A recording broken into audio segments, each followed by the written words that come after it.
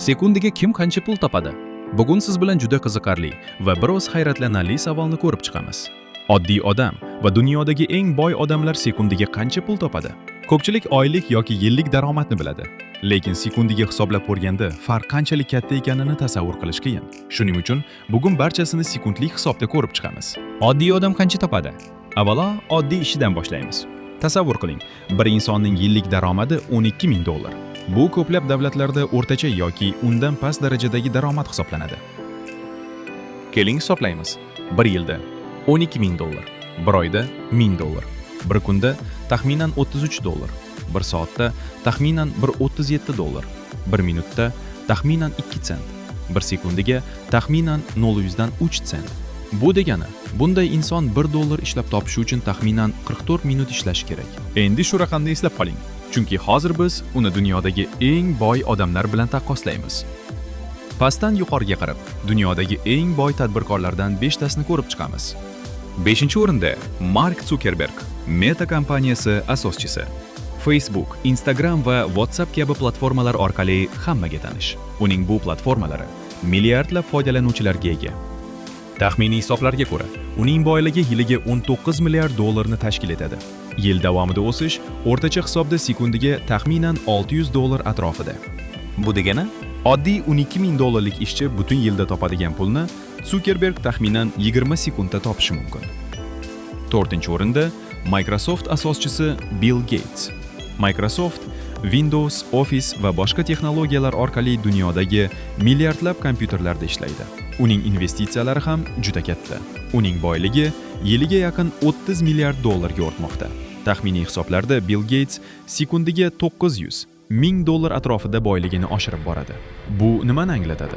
Oddiy inson bir yilda topadigan pulni Bill Gates 12-13 sekundda ishlab topishi mumkin. 3-o'rinda dunyodagi eng yirik lyuks brendlar imperiyasi egasi Bernard Arnault. U Louis Vuitton, Dior, Tiffany kabi mashhur brendlarni nazorat qiladi. Lyuks mahsulotlar narxi yuqori bo'lgani uchun kompaniya foydasi ham juda katta. Yiliga yaqin $95 milliard. Taxminan hisoblarda u sekundiga $3,000 dan ortiq boylikka ega bo'lib boradi. Bu degani $12,000 yillik daromadni u 4 sekundda ishlab topishi mumkin. 2-o'rinda Amazon asoschisi Jeff Bezos. Amazon bugungi kunda dunyodagi eng katta onlayn savdo platformalaridan biri. Millionlab odamlar har kuni shu orqali mahsulot sotib oladi. Amazon aksiyalari o'sishi va investitsiyalar natijasida Bezosning boyligi yiliga deyarli $150 milliard ga ko'payib bormoqda. Bu degani, taxminan sekundiga $4,5-5,000 atrofida oshadi. Bu degani, oddiy inson bir yilda topadigan pulni Jeff Bezos 2-3 sekundda ishlab topishi mumkin. Endi eng yuqori o'ringa kelsak, Elon Musk. Tesla, SpaceX, Neuralink kabi kompaniyalar orqali Elon Musk texnologiya va sanoatda katta ta'sirga ega. Ayniqsa Tesla aksiyalari o'sishi uning boyligini juda tez ko'paytirib boradi. Taxminan hisoblarda Elon Muskning boyligi yiliga $236 milliard ga ko'payib bormoqda. Bu esa sekundiga $7,000-8,000 atrofida degani. Bu shunchaki raqam emas. Bu shuni anglatadi. Oddiy inson bir yilda topadigan pul Elon Musk uchun taxminan 1,5-2 sekundlik daromadga teng. Ya'ni oddiy inson bir yil mehnat qilsa, Elon Musk bu miqdorni bir necha sekundda ishlab topishi mumkin. Nega bunday katta farq bor? Bu savol juda muhim. Sababi bu yerda gap faqat oylik maosh haqida emas.